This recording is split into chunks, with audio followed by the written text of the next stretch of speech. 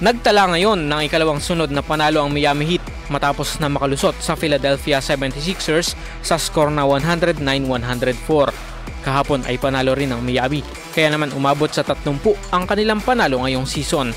Sinamantala ng Heat ang hindi pa rin paglalaro ng NBA MVP na si Joel Embiid sa Sixers dahil nagpapagaling pa rin ito sa kanyang injury.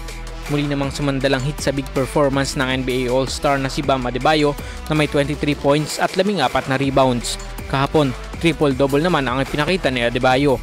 Sa ibang game, nasilat ng kulelat na Charlotte Hornets ang Atlanta Hawks 122-99, habang ang top team na Boston Celtics ay tuloy pa rin sa pamamayagpag makaraang tambakan ng Brooklyn Nets sa score na 136-86. Inabot ng 50 puntos ang naging kalamangan ng Boston para sa kanilang kabuuang 43 wins ngayong season.